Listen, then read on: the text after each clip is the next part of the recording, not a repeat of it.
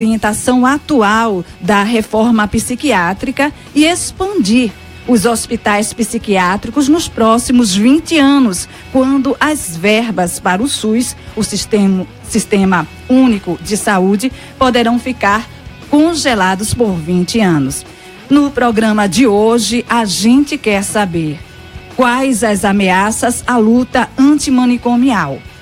Para discutir conosco o tema, estamos com a assistente social e militante do Núcleo Estadual de Luta Antimanicomial, Libertando Subjetividades, Ralina Cavalcante. Seja bem-vinda, Ralina. Obrigada, bom dia a todos, bom dia a todas. E também com a psicóloga e sanitarista, doutoranda em psicologia pela UFPE, e integrante do Núcleo Feminista de Estudos e Pesquisa em Gênero e Masculinidades, GEMA, Marcela Lucena. Bem-vinda também, Marcela. Obrigada, bom dia a todos e todas. Graças à luta antimanicomial, transitou do modelo hospitalar adotado no regime militar para um sistema em que os recursos são gastos principalmente com os serviços comunitários e não com hospitais. A assistência, nesse caso, à saúde mental no Brasil atravessou profundas mudanças a partir da Constituição de 1988. E aí, Ralina Cavalcante, relembra pra gente, por favor, como era antes o atendimento nos leitos hospitalares e psiquiátricos, né, manicômios, e fala também pra gente o que é a luta antimanicomial. Então, gente, a questão do histórico, né, manicomial, né, na nossa sociedade, ela ainda é facilmente relembrada por todos e todas, porque, infelizmente, culturalmente, ela ainda está muito no inconsciente, né? Que é quando foi aquele modelo em que as pessoas com transtorno mental, as pessoas que tinham um comportamento diferente, que não necessariamente até era um transtorno mental, né? Era uma pessoa que usava drogas, era um alcoolista, uma pessoa em situação de rua, uma mulher que não queria casar, por exemplo, com o homem escolhido pela família, enfim. Pessoas que tinham um comportamento desviante, eles eram colocados em serviços de exclusão social. Então, essas pessoas indesejáveis e difíceis de lidar eram colocados nessas instituições. Isso aconteceu durante muito tempo, desde que o Brasil era Brasil até a Constituição de 88 mesmo. O que é que acontecia do ponto de vista do cuidado? Não existia cuidado dentro dessa instituição, né? Os direitos mínimos, direitos humanos, dignidade da pessoa humana, a liberdade, contato com o território, contato com famílias, eram todos violados, né? As pessoas ali dentro, com o tempo, elas eram institucionalizadas, que é o que a gente chama quando a pessoa ela perde a identidade, a individualidade, né? O direito de escolha, né? Era um serviço que ele era muito médico-centrado, então não se olhava para aquele sujeito, né, com todas as suas possibilidades, né, com outras formas, eram muito medicalizadas apenas e sem nenhuma forma de controle sobre aquilo. A maior parte desses serviços eram privados, então isso aconteceu durante muito tempo, né? Como era o tratamento dessas pessoas lá dentro? Bom, os relatos, né, os relatos da história e que fizeram com que foram mudados era de muita violência, né? Infelizmente, tinha uma negligência muito grande, né, para as pessoas que estavam ali dentro. Os históricos são, assim, os relatos são vários, né, e a história mostra várias coisas, e existem os registros vivos ainda de pessoas que sofreram ali dentro. Então, não tinham cama para todo mundo, a alimentação precária, o cuidado integral com saúde não existia, super medicalizados ou não, né? A violência física, muito fortemente, inclusive, e entre outras, né? A gente tem até um livro recente, né, o Holocausto Brasileiro, que ele é um retrato de tudo que aconteceu no Brasil o tempo inteiro, né? Que era de muita violência, muitas pessoas foram mortas, e a gente diz assim, assassinadas pelo Estado brasileiro por permitir esse tipo de tratamento. E quando você encontra pessoas que passaram muito tempo em hospital, você entende um pouco isso, assim, né? O esvaziamento do desejo de viver que a instituição tira quando não tira a vida de verdade, assim, objetivamente falando. E a luta antimanicomial, ela surge exatamente disso, né? Ela está muito associada à luta pela democracia no Brasil. E não à toa, neste momento, a gente precisa retomar ela muito fortemente, porque está sendo atacada muito fortemente. Exatamente. Porque tem a ver muito com a possibilidade de viver e participar da sociedade de forma democrática. Então, pessoas que viviam ali dentro, né? Muitos trabalhadores começaram a pensar e repensar aquilo, que era um reflexo, inclusive, do mundo inteiro. E aí observaram e propunham, né, então, usuários familiares que estavam sendo, né, violentados e sistematicamente se organizaram propondo que aquele cuidado ele não tinha como mais existir. Chegou um limite, né, e aquilo não era mais cuidado. Não tinha como arrumar, não tinha como pintar a parede. Não se tratava de humanizar aquela instituição. A instituição, por si, ela era inviável para qualquer cidadão e cidadão que viesse precisar de cuidado. Então, se propôs, né, inspirados em outras experiências internacionais como o da Itália, modelos de território em que a pessoa pudesse ser cuidado no território, perto dos seus conflitos, perto das suas contradições, perto dos seus desejos, perto das suas famílias, que é um pouco do que a gente tem hoje, assim. E a luta antimanicomial, além da mudança de modelo de atendimento, ela está diretamente ligada a uma forma de entender a vida humana, né? Do direito de existir na cidade e de construir a relação entre os seres humanos, assim, e de construir uma outra relação com a loucura, né? E a sociedade, assim. Olha, aí a gente queria também aproveitar a oportunidade e conhecer um pouquinho mais também, né, do que o GEMA faz, o Núcleo Feminista de Estudos e Pesquisa em Gênero e Masculinidades, que a Marcela Lucena faz parte. E também, Marcela, como é que vocês veem, na atual conjuntura, né, o campo de saúde mental no Brasil? Então, bom dia, né? Bom, a gente, acho que Ralina trouxe um pouco dessa história, né? O que, resumidamente, a gente pode dizer que a grande discussão, né, que o movimento de luta antimanicomial travou no Brasil, e a partir deste movimento se constituiu toda uma política, né, que propõe a retirada do hospital psiquiátrico como centro do cuidado e toda uma substituição por serviços territoriais, porque nós reconhecemos que as pessoas com transtornos mentais têm um sofrimento, demandam cuidados, mas que esse cuidado ele precisa ser em liberdade, porque a institucionalização, o isolamento, ele só reforça preconceitos, né, e amplia, cronifica as pessoas. Então é disso que essencialmente a gente está falando. E o GEMA, como um núcleo de pesquisa, ele, na sua trajetória, coordenado pelos professores Jorge Lira e Benedito Medrado, tem discutido as questões de gênero, as questões relativas ao feminismo, masculinidades, no sentido da inclusão social, do respeito aos direitos, às diferenças, né? E de alguns anos para cá, no programa, no próprio núcleo, a partir de estudos de graduandos e pós-graduandos de mestrado e doutorado, tem se estudado muito o tema da saúde mental, álcool e outras drogas, tanto numa perspectiva antimanicomial, como também numa perspectiva antiproibicionista, né? Porque entendemos que a melhor forma de cuidado é a partir da inclusão social e estabelecendo uma relação de reciprocidade, que quando a gente fala o tempo todo desinstitucionalizar, a gente está falando de tirar o lugar do outro, de doente, de marginal, e reconhecer essa pessoa como cidadão, porque nenhuma condição psicopatológica ela pode violar o direito de cidadania.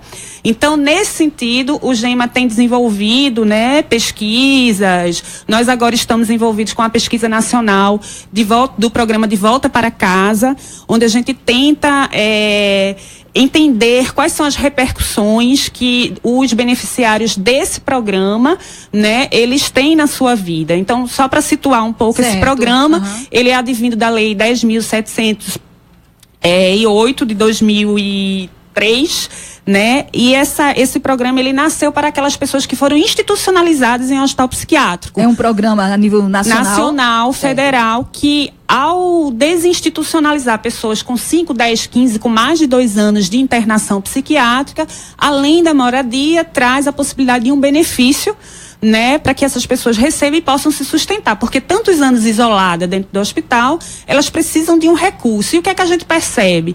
Né, que com mais de 4.000 pessoas sendo beneficiada por esse programa, o quanto tem importância na vida. Uma pessoa que nunca teve a possibilidade de comprar um perfume, um batom, uma roupa, né, e que dá a essas pessoas esse direito. Então nós estamos, né? Autonomia. Então o GEMA hoje, sob a coordenação do professor Jorge Lira, com os programas de residência, tanto da prefeitura como da UPE, a gente está envolvido atualmente nessa pesquisa para evidenciar o quanto é importante estratégias de reabilitação.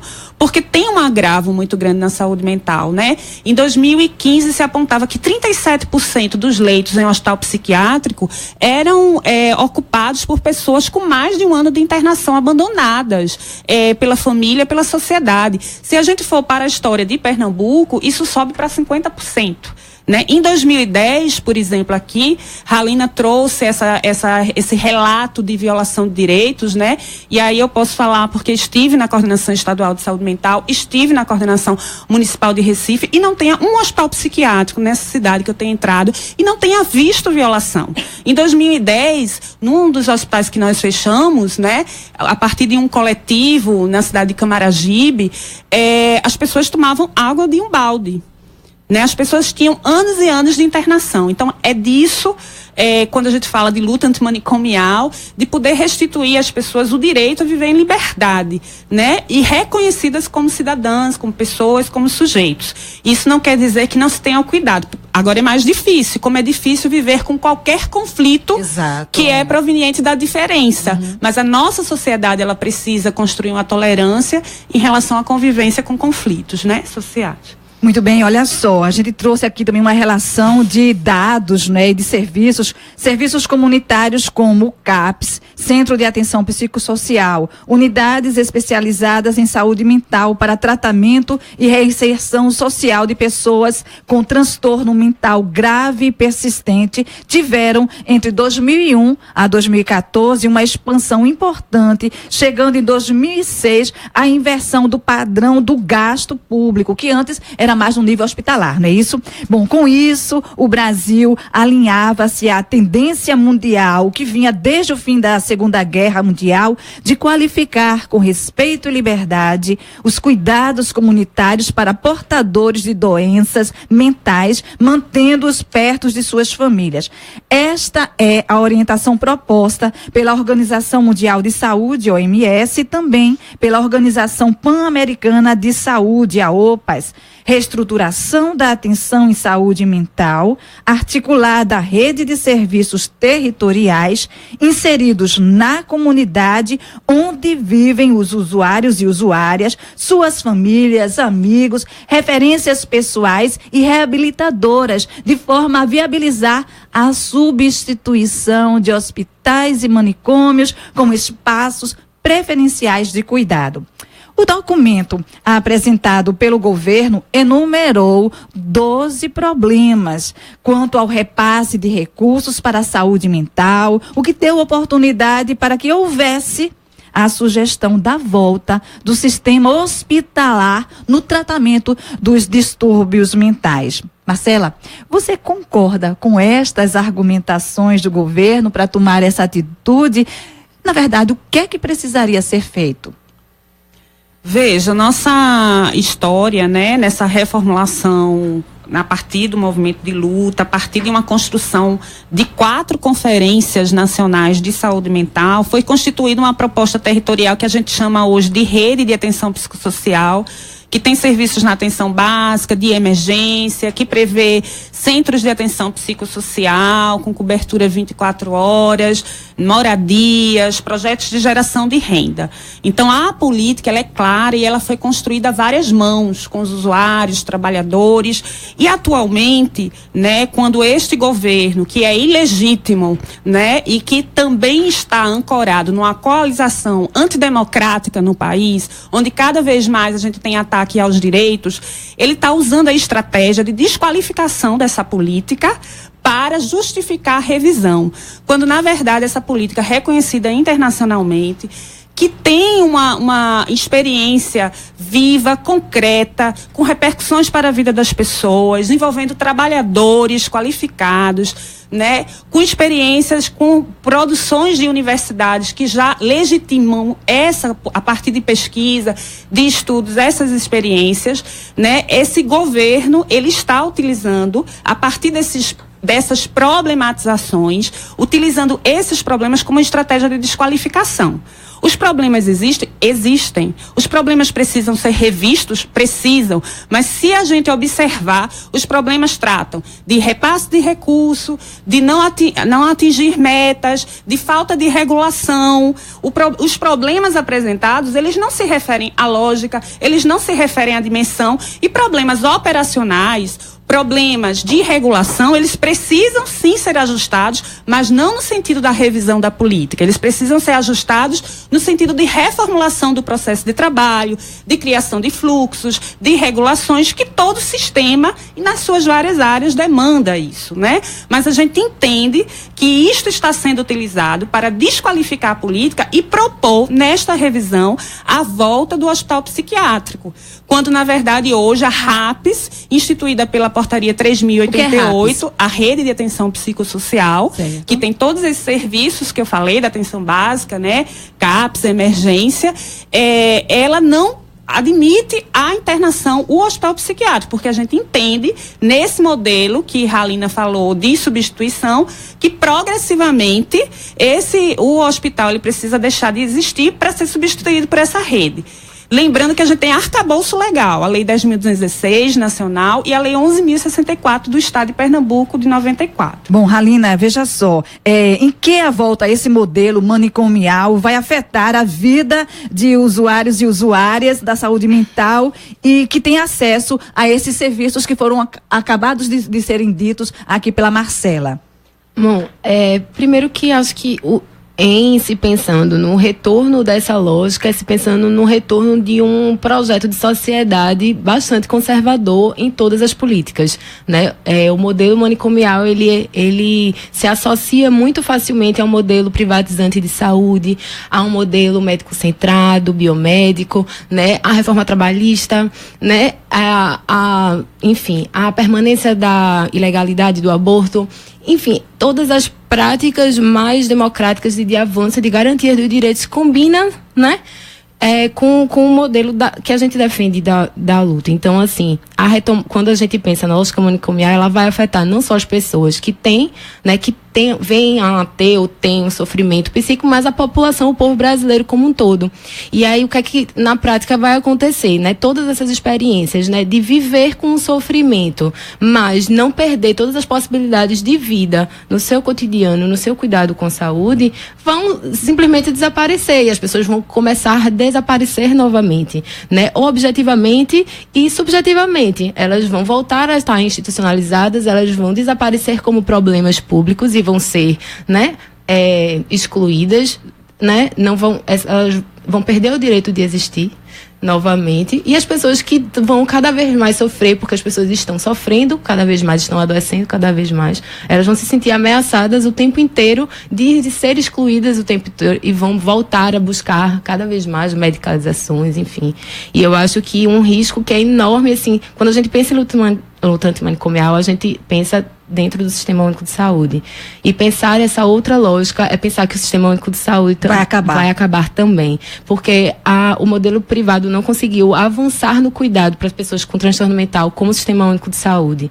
Então, toda a beleza e a luta que a gente conseguiu dentro da luta, ela está associada ao modelo público, né? O Estado se esforçando, né, com seus homens e mulheres na ponta, na gestão e nos movimentos sociais para garantir vida para essas pessoas. Muito bem, essas discussões você acompanha na Universitária, a nossa rádio pública.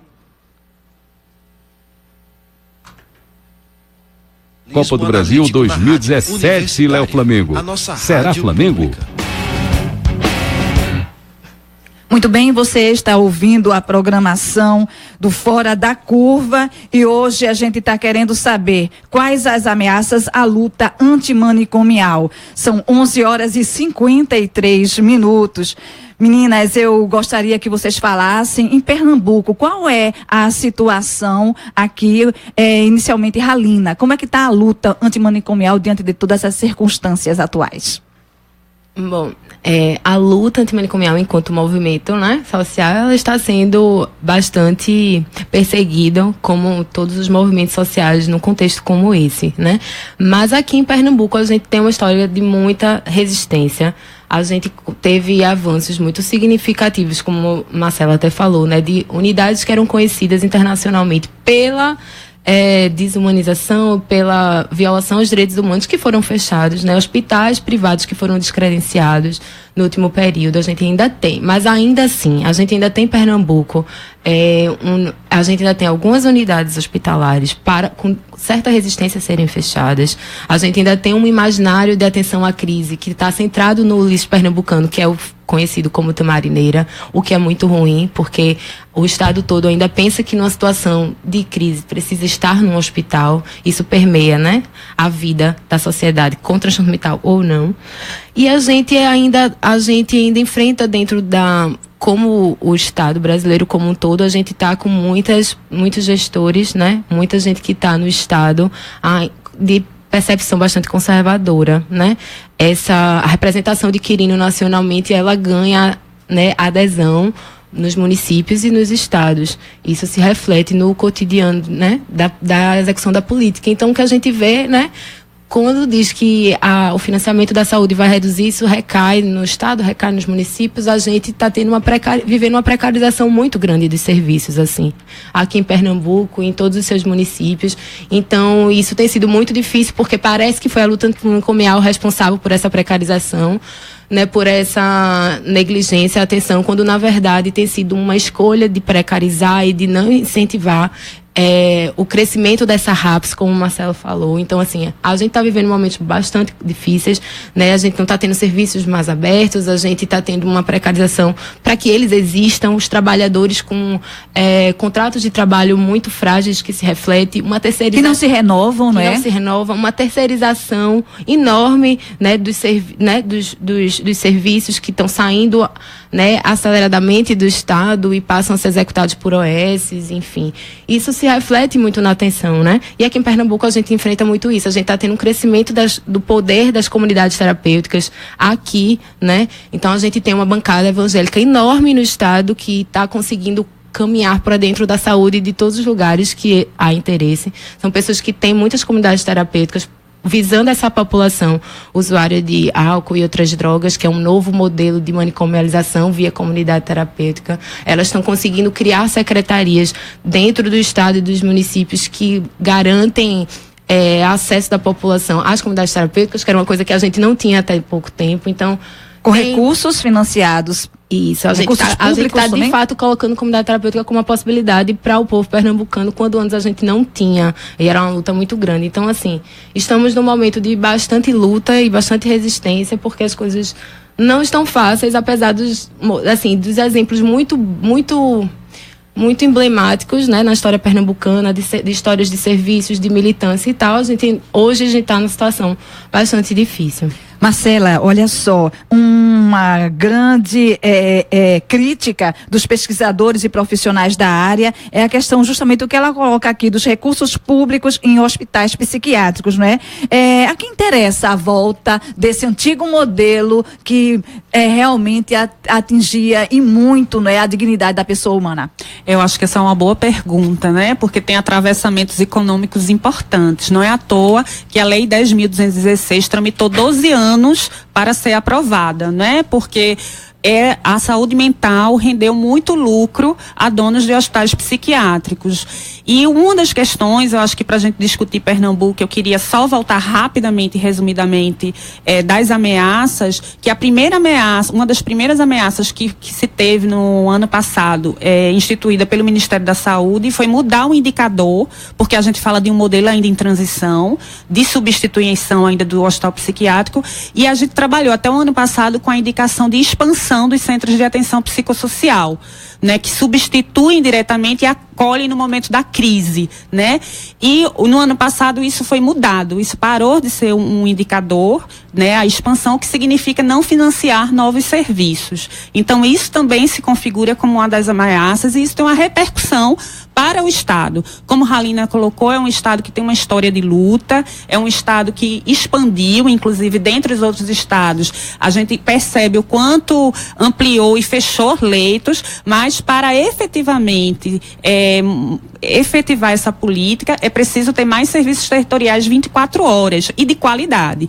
E hoje os municípios no estado de Pernambuco estão passando por vários sucateamentos de várias ordens estruturais e que precisam ser melhorados. E o nosso legislativo, que deveria estar lutando para que tivesse uma adequada aplicação de recurso, hoje luta para que inclua a comunidade terapêutica e desvie o dinheiro que é para o sistema público para entidades da sociedade civil, quando na verdade existe todo um modelo que foi construído coletivamente e que precisa do apoio das entidades, do legislativo, do executivo, né, e dos órgãos de direitos, para que de fato seja efetivado o direito das pessoas com transtornos mentais. Muito bem, a gente já está no finalzinho mesmo. Eu queria, Ralina, que você citasse para a gente os serviços, tá certo? Para o pessoal que está em casa, que podem procurar os serviços. Bom, acho que a gente sempre tenta referenciar a RAPS como uma sala de cela, é bem complexa e ela passa desde a atenção básica até os níveis mais complexos de atenção. Então, a referência à atenção básica é sempre um primeiro caminho para quem está no território, né? Procurar sua unidade básica de saúde da família, do seu NASF, e pedir alguma orientação, porque depende muito da situação. Sim. Situações de emergência, existem os CAPs que são porta aberta, vão estar acolhendo a população. Se não for o caso, o perfil vai orientar o serviço adequado, né? Então, acho que nesse momento, acho que é isso. Em caso de dúvidas, procurar, né, ou atenção básica mais próxima, ou CAPs, que com certeza vão ser bem acolhidos e orientados, caso não seja o perfil ali. Esses serviços atendem de acordo com a sua moradia. Então, no seu município, procure saber, existe CAPS, né? Vai na Secretaria de Saúde e procurar o serviço de referência do seu município. E no finalzinho mesmo, qual é a mensagem que você deixaria, né, para o pessoal que está ouvindo a nossa programação na defesa da luta antimanicomial? O que representa ela? Bom, acho que a luta antimanicomial, ela representa o máximo de uma sociedade que garante a vida para a população como um todo, que respeita as diferenças, né, que consegue viver com o outro e com a outra e que luta por que cada vida seja importante, assim, que nenhuma vida possa ser desprezada. Acho que a luta antimanicomial se trata disso. Por mais difícil que seja, por mais mitos que digam, existem muitas experiências e a gente está tentando fazer de fato no cotidiano com que essas pessoas possam viver sem de fato ser aquele risco que as pessoas gostam de dizer que são. As pessoas que estão com sofrimento, elas precisam de cuidado, né, e não de mais violência, e a gente precisa acreditar nisso, e o Estado brasileiro precisa se comprometer a que essas pessoas possam viver isso, que a sociedade acredite nisso junto. Acho que é uma luta que precisa ser renovada, acho que a gente precisa voltar a exigir isso, né, e não que a gente se espelhe em experiências muito tristes da nossa história. A história está aí para mostrar que não é pra gente repetir e que é pra gente avançar nisso tudo que está sendo bom pra gente. Bom, muito obrigada a você, Ralina, obrigada a você também, Marcela, e o programa de hoje vai ficando por aqui. Nós agradecemos também a você, amiga e amigo ouvinte, que acompanhou o nosso programa na última meia hora. Ainda temos um convitezinho final, hein? Hoje, a partir das 12 horas, está acontecendo um ato de mobilização em favor da vítima de estupro no Fórum de Olinda, que fica em frente ao Atacadão. A mobilização conta com o apoio do Fórum de Mulheres Cristãs de Pernambuco, Vozes Marias e Diaconia Acte Aliança. E olha, esse ato, ele está sendo, né, acontecendo por conta de um fato de um pastor ter estuprado uma moça. Então, é muito grave e a gente precisa, em todos os momentos, dizer não à violência. Amanhã você vai ficar com a apresentação de Paula Reis com o tema Porque Não Podemos Esquecer da Ditadura. O programa de hoje teve a produção de Daniel Lamir e Mariana Reis, do Terral Coletivo, de Sérgio Miguel, do Marco Zero Conteúdo, e de Iverson Henrique, estudante do curso de Rádio, TV e Internet da UFPE. Na coordenação, Ana Veloso, professora do Departamento de Comunicação Social da UFPE. Na apresentação, Manina Aguiar, do Centro das Mulheres do Cabo. Nos trabalhos técnicos, muito obrigada ao Felipe Novaes, e nas redes sociais, Ademara e Júlia Rodrigues. Se perdeu o programa, pode acessar através do facebook.com/programa Fora da Curva, pela página da Marco Zero Conteúdo. E lembrando que vai acontecer a retransmissão aqui pela nossa rádio pública às 10 horas da noite de hoje, viu? Fora da Curva, seu programa de jornalismo, crítica e diversidade. Aqui a gente fala o que a maioria cala. Boa tarde.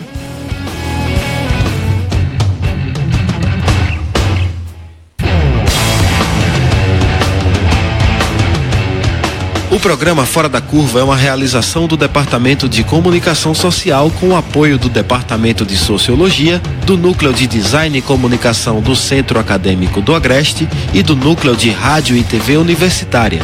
Parceria com o Marco Zero Conteúdo, Centro de Cultura Luiz Freire, Centro das Mulheres do Cabo, Centro Sabiá e Terral Coletivo de Comunicação. Esse programa fica disponível nas nossas redes sociais, na nossa página do Facebook, no canal do YouTube e no Mixcloud. A música tema do nosso programa foi composta pela banda Diablo Motor. Programa Fora da Curva. A gente fala o que a maioria cala.